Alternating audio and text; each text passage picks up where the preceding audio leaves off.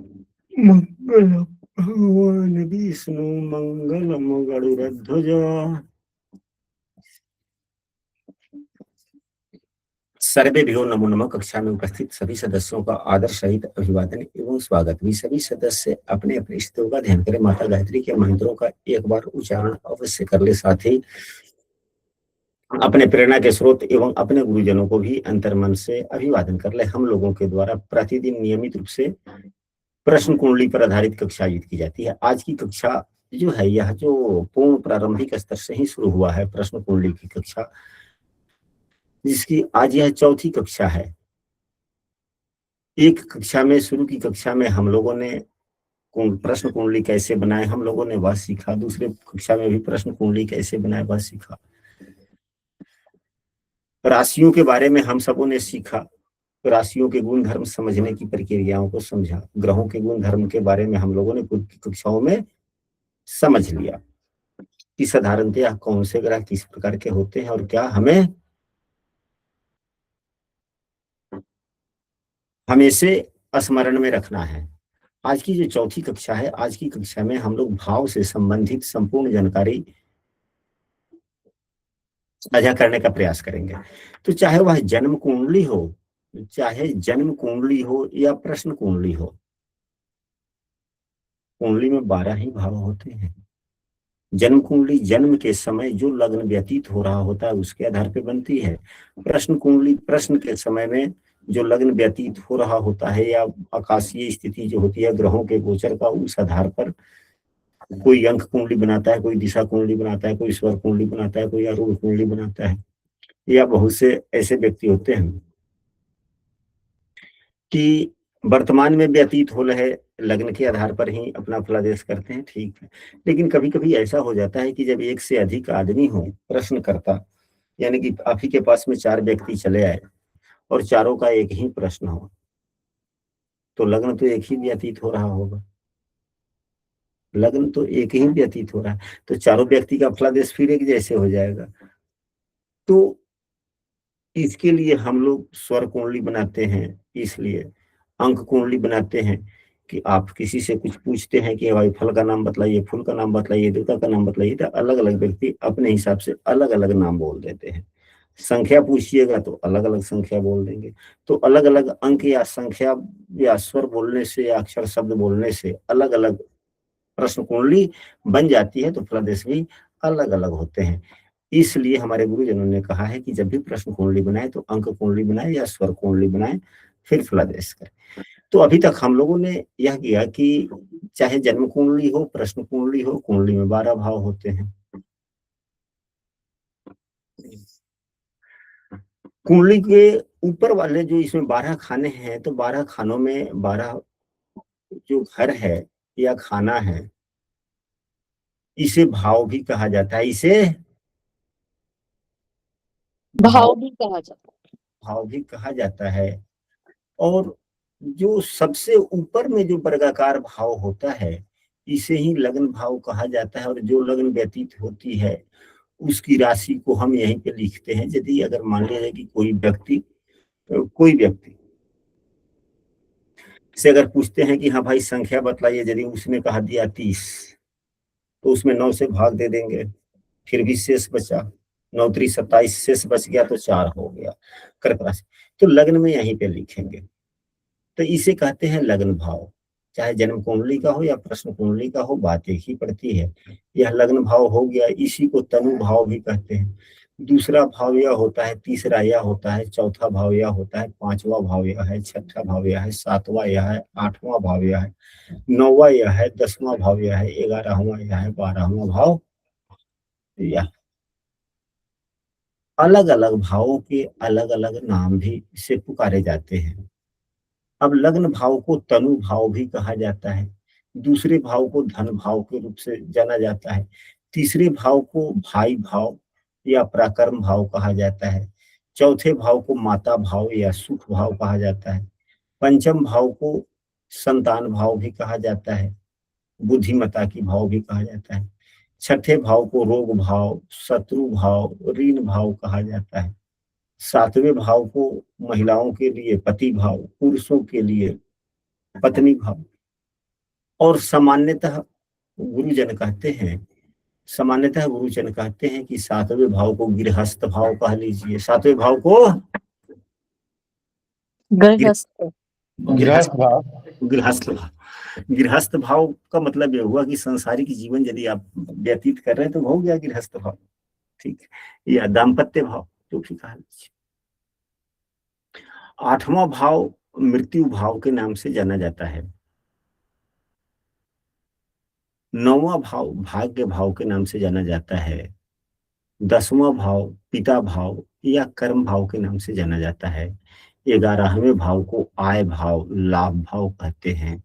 12वां भाव को खर्च भाव या व्यय भाव कहा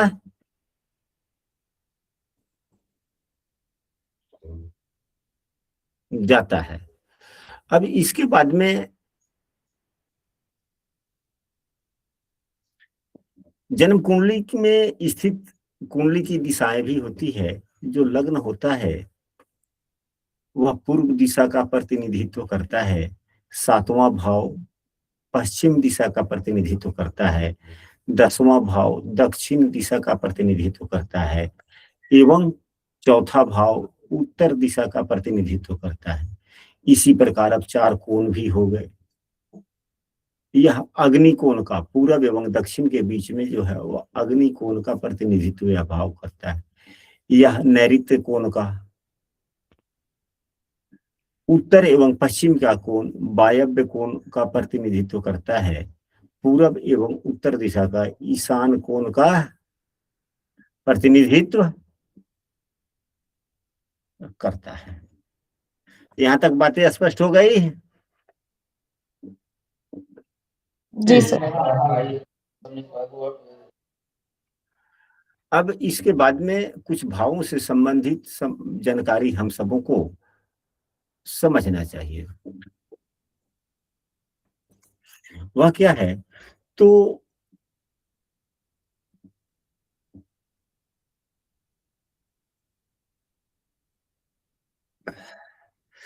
लग्न भाव, पंचम भाव एवं नवम भाव को, यानी कि लग्न, पंचम एवं नवम भाव को त्रिकोण भाव कहा जाता है। कौन सा भाव कहा जाता है? त्रिकोण भाव। एवं 1, 4, 7, 10 इसको केंद्र भाव कहा जाता है। लग्न भाव केंद्र एवं त्रिकोण दोनों में ही समाहित होता है, दोनों में इनकी गिनती होती है और ये उत्तरोत्तर बलवान होते हैं। ये उत्तरोत्तर बलवान होते हैं या अधिक शुभ होते हैं। अब लग्न से ज्यादा शुभ 5वां भाव है। लग्न व्यक्ति का प्रतिनिधित्व करता है और 5वां भाव उसकी विवेकशीलता का। तब व्यक्ति बलवान है कि उसकी बुद्धि बलवान है? बुद्धि बलवान है। व्यवहारिकता से यहाँ पर हम लोग यह समझने का प्रयास कर रहे हैं कि व्यवहारिकता के जो नियम है वह सबसे अनमोल नियम है। व्यवहारिकता के नियम से हम लोगों के गुरुजनों ने, हमारे माता पिता अभिभावक अग्रज जनों ने यही सिखलाया है कि व्यक्ति चाहे कुरूप ही क्यों न हो, लेकिन अगर बुद्धिमान है तो वह सदैव पूजनीय होता है। यानी कि व्यक्ति विशेष से ज्यादा बलवान बुद्धि होगी। और बुद्धि आती कहाँ से है? तो गुरुजनों के द्वारा मिलती है। बुद्धि कहाँ से मिलती है? पंचम भाव से।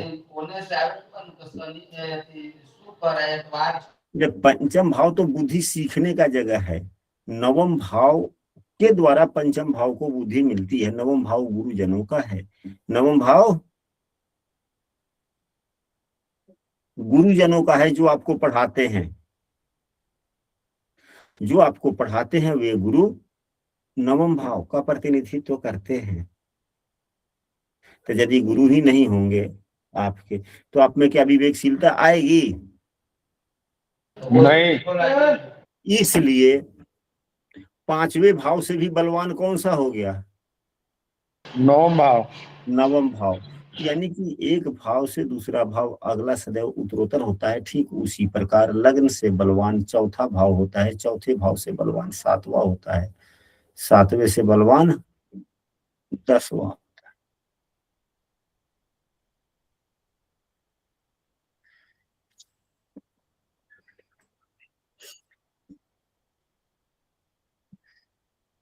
दूसरा भाव, पांचवा भाव, आठवां भाव एवं 11वां भाव, जहां पे हमने क्रॉस का निशान लगाया, दूसरा, पांचवा, आठवां एवं 11वें को पनफर कहा जाता है। एवं तीसरे, छठे, नौवें एवं 12वें भाव को आपोक्लिम कहा जाता है।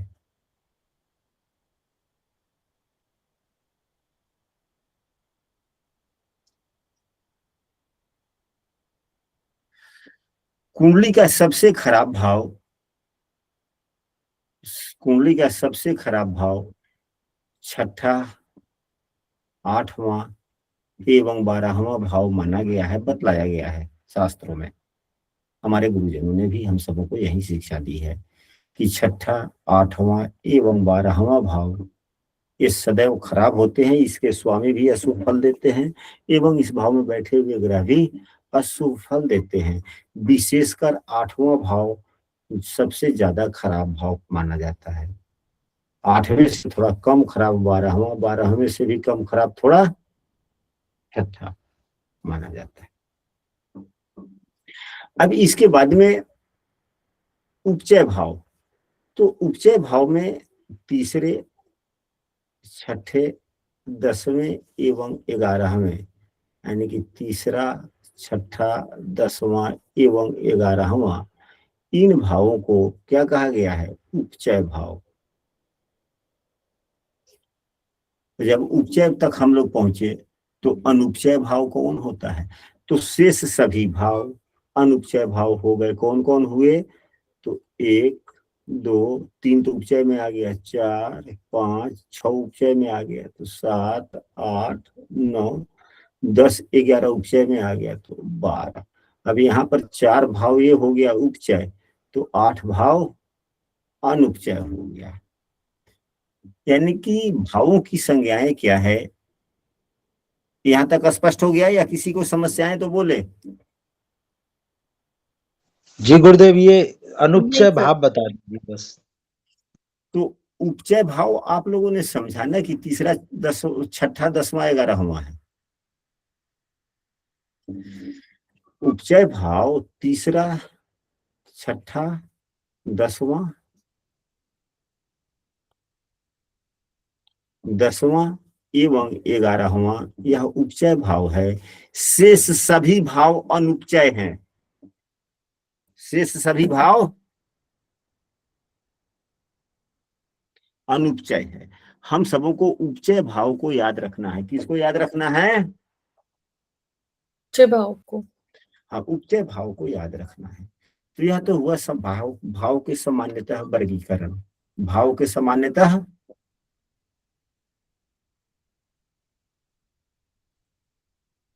गुरुदेव, अनुपचय भाव नहीं लिख पाए हम।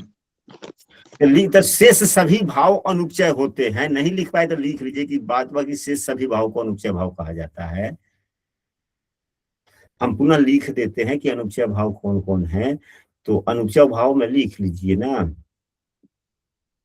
1, 2, 4, 5, अब 3 6 हट गया, तो 7, 8, 9 एवं 12 हो गया। 8 हो, यह अनुपचय हो गया। क्या हुआ?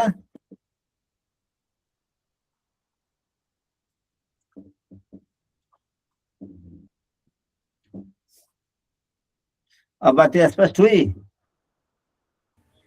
जी गुरुदेव। चलिए, अब यहां से हम लोग यह समझते हैं कि भावेश को पहचानने की, भावेश तो हम सभी पहचानते हैं कि कौन से ग्रह किस कुंडली में कौन से ग्रह कब भावेश बन सकते हैं। इतना जानते हैं हम लोग कि नहीं जानते हैं?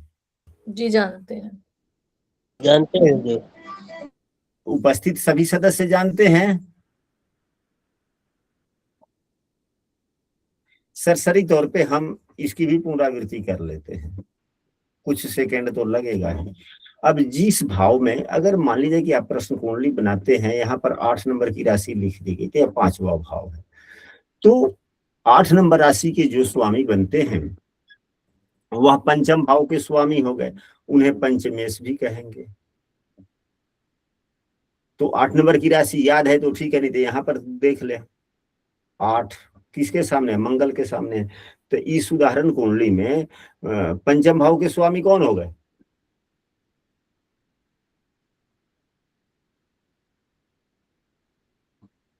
मंगल देव। मंगल।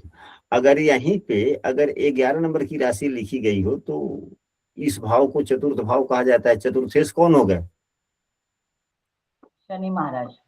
शनि महाराज हो गए, क्योंकि शनि के सामने देखा जाए 10 और 11 दोनों लिखा हुआ है। यहाँ पर 10 भी रहता तब भी चतुर्थेश शनि ही होते, 11 रहता तब। यानी कि राशियों के स्वामी के नाम यहाँ पर दिए गए हैं। यह चार्ट हमेशा जब भी हम लोग क्लास करेंगे इसी चार्ट पर क्लास करेंगे, समझने का प्रयास करेंगे। धीरे धीरे देखते देखते जिसको याद है ठीक है, नहीं याद है तो याद हो जाएगा। अब इसके बाद में हम लोग चलते हैं, कुछ भाव से संबंधित कुछ अन्य गुणों की भी चर्चा कर लेते हैं। यह एक दिन की कक्षा 2 कक्षा के बराबर हम लोग करते हैं। प्रतिदिन अगर नियमित रूप से कक्षा होती तो 2 कक्षा में जितना हम चीज विषय वस्तुओं का हम सभी अध्ययन करते, उतना हम लोग एक कक्षा में कर रहे हैं। यूं समझा जाए कि यह कक्षा प्रति ही दिन चल रही है। तो कुंडली में शुभग्रह पापग्रह की पहचान, कुंडली में शुभग्रह एवं पापग्रह की पहचान हम लोग कैसे करें? तो देवगुरु बृहस्पति एवं शुक्र देव ये सदैव शुभग्रह होते हैं। सदैव हमेशा शुभ ग्रह होते हैं। सदैव शुभग्रह होते हैं। मंगल, शनि, राहु एवं केतु ये 4 ग्रह सदैव पापग्रह होते हैं। सूर्य को क्रूर ग्रह कहा गया है, तो क्रूर ग्रह के होने के कारण इनको भी पापग्रहों में ही स्थान दे दिया जाता है, और अन्य विद्वान लोग देते भी हैं। कहीं कहीं पुस्तकों में भी वर्णित देखने को मिलता है कि सूर्य, मंगल, शनि, राहु, केतु ये 5 ग्रह जो हैं यह पापग्रह कहे जाते हैं।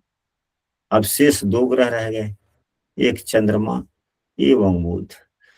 तो बुधदेव कुंडली में यदि किसी भी भाव में यदि अकेले रहते हैं तो ये शुभग्रह का काम करते हैं। यदि इन 5 में से किसी भी एक ग्रह के साथ में अगर युक्त होकर रहते हैं, अगर मान लिया कि यहीं पे बुध है और राहु भी हो जाएगा, तो क्या हो जाएगा? बुधदेव पापग्रह रहेंगे कि शुभग्रह?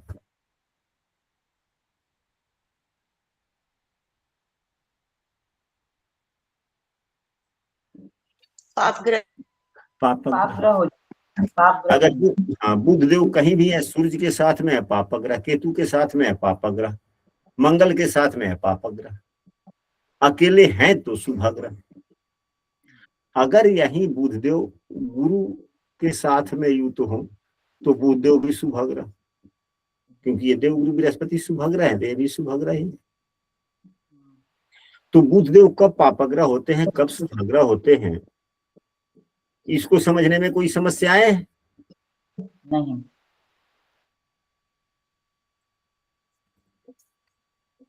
कोई समस्याएं नहीं रही। अब बात आती है चंद्रमा की। तो चंद्रमा कब शुभग्रह होते हैं, कब पापग्रह होते हैं? तो स्पष्ट सा सूत्र है कि अमावस्या के दिन, अमावस्या कब होता है, यानी कि सूर्य एवं चंद्रमा की युति जब हो तो चंद्रमा पापग्रह का काम करता है। या सूर्य कुंडली में कहीं भी है, उससे 2 घर पीछे या 2 घर आगे रहता है तो चंद्रमा क्षीण रहता है। हाँ, पापग्रह कह सकते हैं, लेकिन इसे क्षीण चंद्रमा कहा जाता है, कमजोर चंद्रमा कहा जाता है, क्योंकि चंद्रमा में रश्मियां ही नहीं रहती। अमावस्या से कुछ रोज पहले, 2-4-5 रोज पहले से लेकर अमावस्या के 5 रोज बाद तक चंद्रमा की रोशनी में कोई काम हो सकता है? क्षीण होते हैं, क्षीण होते हैं। जी हाँ, रोशनी ही नहीं है उनमें।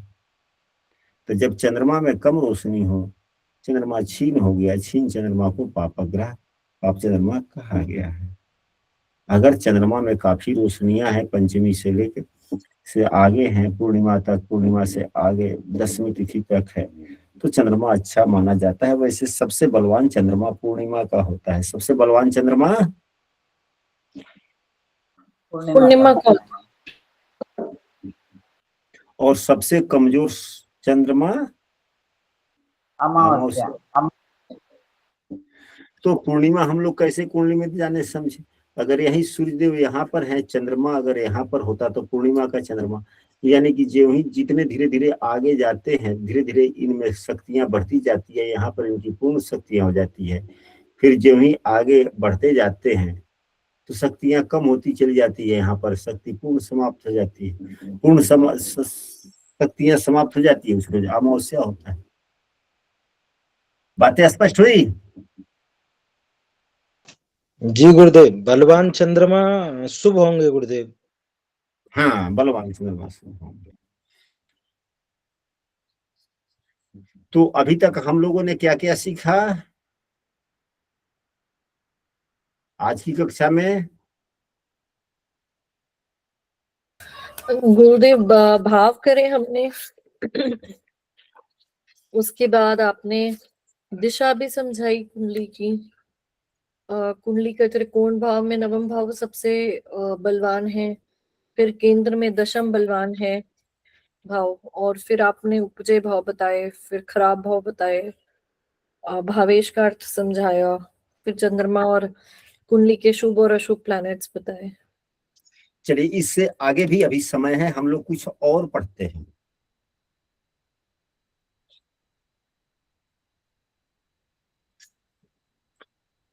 पुस्तकों में, जातक शास्त्रों में यह बतलाया गया है।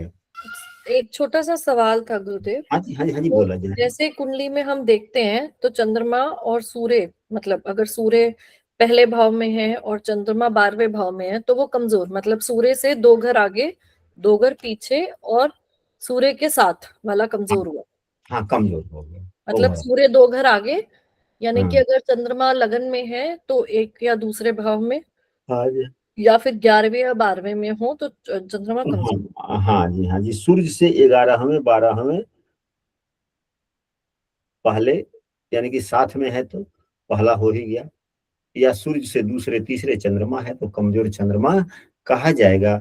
और उसमें भी यदि सूर्य के साथ ही चंद्रमा है तो वह सबसे अधिक कमजोर माना जाएगा। चंद्रमा से 1-2 घर आगे या सूर्य से 1-2 घर आगे? न, सूर्य से 1-2 घर आगे चंद्रमा हो, या सूर्य से 1-2 घर पीछे चंद्रमा हो, या चंद्रमा से 2 घर आगे सूर्य हो 3 घर, या चंद्रमा से 2-3 घर पीछे सूर्य हो। बात तो वो एक ही है। अगर यहीं जी। पे अब हमने अभी कहा कि सूर्य से 2 घर आगे यहाँ चंद्रमा हो गया, और इसी बात को हम कहें कि चंद्रमा से 2 घर पीछे सूर्य हो, या चंद्रमा से 1 घर पीछे सूर्य हो, या चंद्रमा के साथ में सूर्य हो, या चंद्रमा से 2 घर आगे तक सूर्य हो, यहाँ पे सूर्य हो चाहे यहाँ पर सूर्य हो, तो बात तो यही हो गया ना कि सूर्य से 2 घर पीछे चंद्रमा, या चंद्रमा से आधार माने तो चंद्रमा से 2 घर आगे सूर्य। बात एक ही है या अंतर है? एक ही है। अब आप लोग नहीं बोलेंगे तो फिर एक मैं ही है क्या बोलूं? गुरुदेव, एक ही है। अब कोई कह देगा कि चंद्रमा से 2 घर पीछे सूर्य, चंद्रमा कमजोर। कोई कह रहा है कि सूर्य से 2 घर आगे चंद्रमा, सूर्य चंद्रमा खराब। तो बात तो वही है, यदि सूर्य को आधार मानकर बोलते हैं तो चंद्रमा 2 घर आगे हुआ, चंद्रमा को आधार मानकर बोलते हैं तो सूर्य 2 घर पीछे हो गया। बात तो एक है, बात समझने की है। अब आगे बढ़े हम लोग। जी।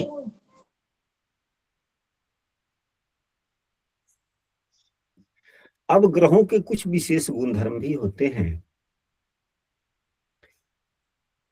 वह क्या है? शुभ फल देने वाले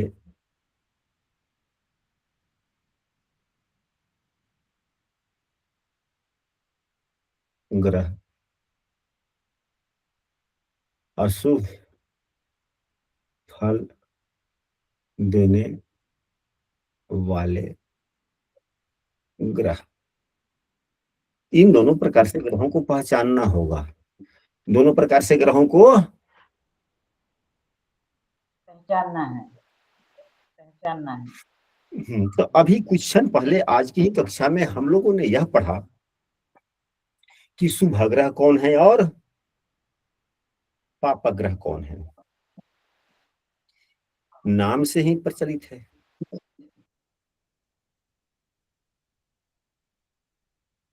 शुभ ग्रह सदैव शुभ फल देते हैं, पाप ग्रह सदैव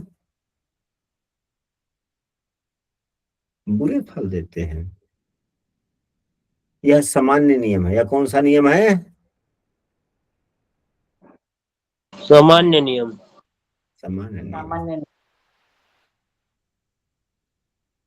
परंतु लग्न विशेष ग्रहों के शुभता अशुभता में परिवर्तन होता रहता है।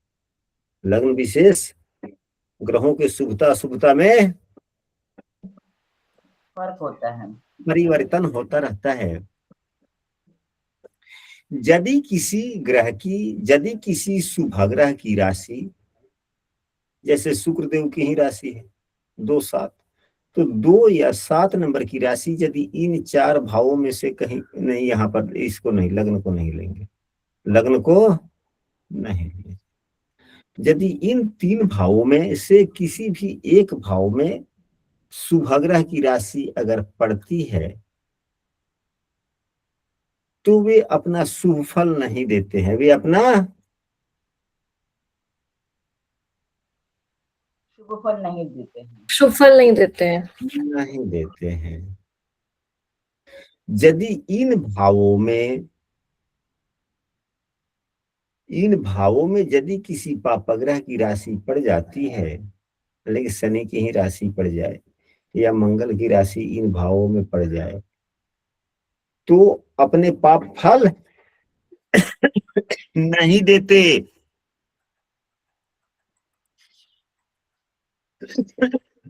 क्लास चल रहा है, बाद में बात करेंगे। तो केंद्र भाव में बैठे हुए, केंद्र भाव में जो राशियां होती है, उस राशि के स्वामी अपने स्वभाव के अनुसार फल नहीं देते हैं, विपरीत फल देते हैं, ऐसा समझ सकते हैं हम सब। लेकिन लग्न में 5वें में एवं 9वें भाव में, इन तीनों भावों में जिस ग्रह की राशि पड़ती है, वे ग्रह चाहे पाप ग्रह हो या शुभ ग्रह सदैव अच्छे फल देते हैं।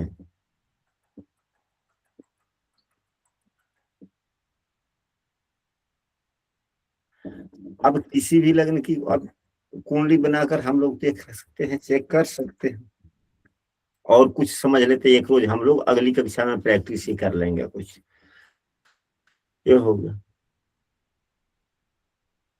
तो इसको हम लोग लिखे कैसे? 1 मिनट लिखते चलते हैं, आप लोग भी नोट कर लेंगे।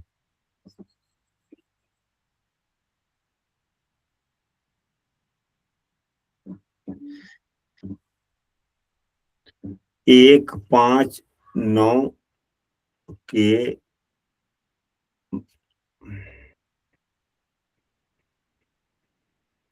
यह सदैव शुभ फल हुआ, सदैव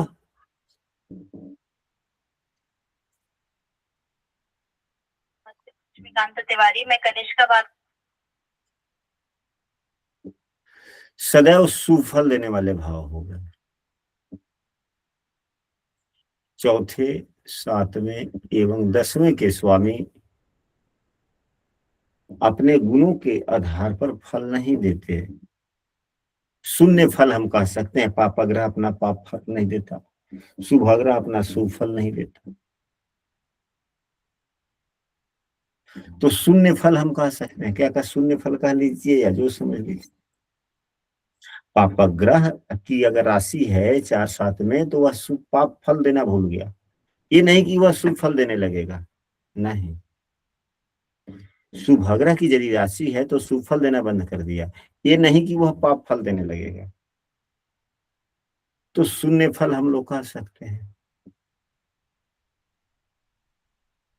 अब इसके बाद में तीसरे, छठे एवं 11वें के स्वामी, इसे त्रिशदाय कहा जाता है। ये अशुभ फल देने वाले होते हैं। क्या होते हैं?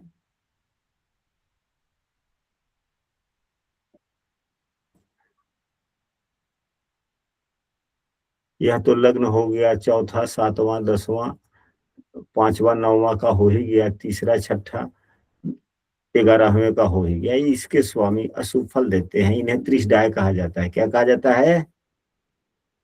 त्रिशदाय। त्रिषडाय, त्रिषडाय। 8वें के स्वामी सदैव बुरे फल देते हैं।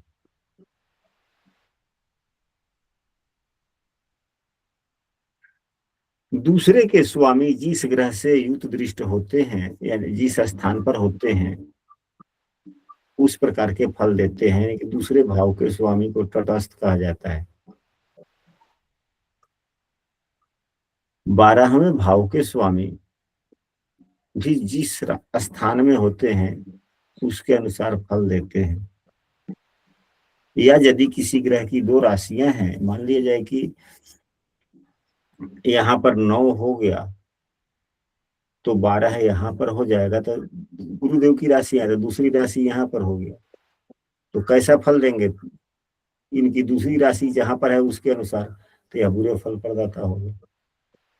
अगर यहाँ पे 9 होता तो यहाँ पे 12, तो इनकी दूसरी राशि 9वें भाव में है, 9वें भाव के स्वामी सदैव शुभ फल देते हैं, तो फिर शुभ फल प्रदाता हो। अगर सूर्य या चंद्रमा की राशि है, तो इनकी दूसरी राशियां नहीं है, तो जिस भाव में बैठेंगे, अगर कुंडली के शुभ भाव में यानी कि केंद्र या त्रिकोण में कहीं बैठते हैं, तो शुभ फल देंगे। अगर बुरे भाव में बैठेंगे तो अशुभ फल देंगे। तो यह तो हुआ संक्षिप्त में भावों से संबंधित संपूर्ण जानकारी। अब इसके बाद में हम सबों को कुंडली के किस भाव से हम लोग क्या क्या देखें, यह भी हम सबों को समझना चाहिए, याद रखना चाहिए। यदि हम सभी याद नहीं रखते हैं तो भी यह ठीक बात नहीं होगी। हम सबों को सदैव याद रखना है, और इसी के आधार पर हम लोग प्रश्न का भी फल भी चयन करते हैं। यदि कोई व्यक्ति हम लोगों से प्रश्न कर रहा है, तो किस भाव से संबंधित प्रश्न कर रहा है, यह जानना आवश्यक है कि नहीं है? अब कोई पूछता है, हाँ, जी हमारे हमारे लड़के की शादी होगी कि नहीं, तो प्रश्न तो लड़के के लिए हो गया, तो लग्न बन गया। अब लड़का का शादी, उसकी बात करनी देखनी है, तो शादी के लिए 7वां भाव देखते हैं। हमारे बच्चे का भाग्योदय होगा कि नहीं होगा, तो भाग्य 9वें भाव से विचार करते थे, 9वें भाव।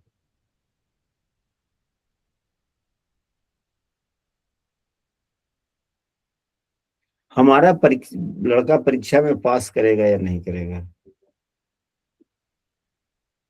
5वां भाव देखेंगे। हमारे बच्चे की परीक्षा की तैयारी ठीक ठाक हो रही है कि नहीं, या गड़बड़ कर रहा है, या जो बोल रहा है वह नहीं कर रहा है, ईमानदारी से परीक्षा की तैयारी कर रहा है कि नहीं कर रहा है, 6ठा भाव देखेंगे।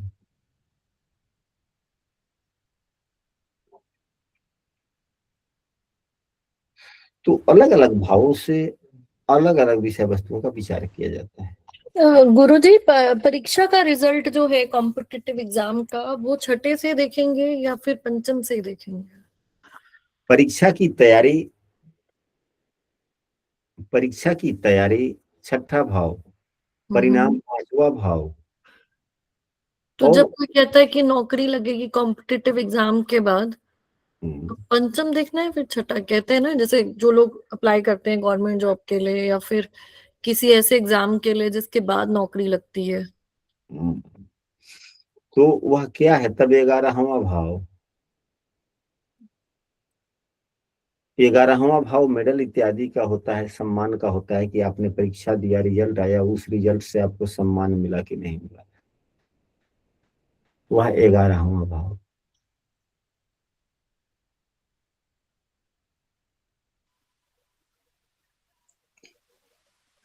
गुरुजी, खुद की कमाई कब होगी शुरू, ये कैसे देखेंगे? तो वही तो अभी तो हम लोगों ने अभी कुछ नहीं, वो तो सीखा है। प्रतियोगिता परीक्षा से थी, बिना प्रतियोगिता परीक्षा के। कमाई कब शुरू होगी, अब प्रश्न कुंडली से कैसे देखें? तो इसलिए तो 10वें भाव का विचार करेंगे। काम का भाव तो 10वां है। अब उसका फलादेश कैसे करें, यह तो अलग विषय वस्तु है। अभी तो हम लोग फलादेश पर गए भी नहीं है। अभी तो किस भाव से किन किन विषय वस्तुओं का विचार किया जाता है, इस पर हम लोग चर्चा कर रहे हैं। तो आप लोगों के पास में पुस्तक होगा, आप लोग उसको भी अध्ययन कीजिएगा। और एक आधे भाव का हम अभी चर्चा भी कर लेते हैं। यदि आप लोग कहेंगे तो पूरे सभी 12 भाव का हम लोग चर्चा करेंगे, नहीं तो अगले कक्षा में 12 भाव का चर्चा कर लेंगे।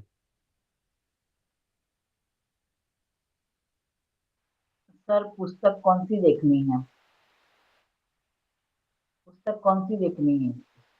भुवन दीपक पुस्तक हम समूह में आप लिखिएगा, जिस समूह में है आप समूह में लिखिएगा कि प्रश्न कुंडली से संबंधित पुस्तक शेयर कर दिया जाए, तो हम समूह में शेयर कर देंगे। जो पुस्तक हमें सबसे अच्छी लगती है उस पुस्तक को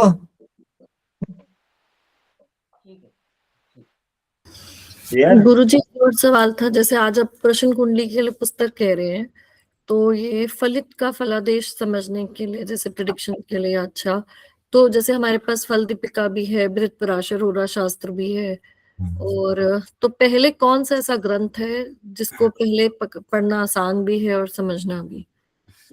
तो सरसरी तौर पर प्रश्न कुंडली पढ़ लेने के बाद में फल दीपिका पुस्तक पढ़ना चाहिए। फल दीपिका पुस्तक पढ़ लेने के बाद में तब बृहत पराशर होरा शास्त्र पढ़ना चाहिए। तो सबसे पहले गुरुजी फल दीपिका पढ़नी चाहिए। फल दीपिका पढ़ना चाहिए सबसे पहले। फल दीपिका, हाँ जी बोला जाए। गुरुदेव, फल दीपिका पुस्तक के लेखक कौन रहेंगे? लेखक का है, लेखक तो एक ही है, वो मंत्रेश्वर मुनि जी हैं, और व्याख्याकार अलग अलग लोग हैं। मंत्रेश्वर और बृहत पराशर के गुरुदेव?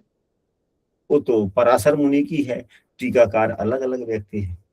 जी, टीकाकार गुरुदेव सुरेश झा मिश्रा की अच्छी, आप अगर देखेंगे ना, किनकी? सुरेश झा मिश्रा की आती है, सुरेश चंद्र मिश्रा जी की।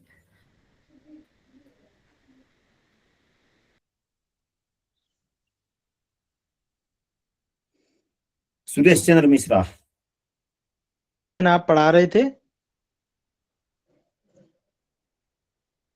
हाँ जी, ये बृहत पराशर होरा शास्त्र में से जो आपने बताया था, श्री सुरेश चंद्र मिश्र जी की है क्या?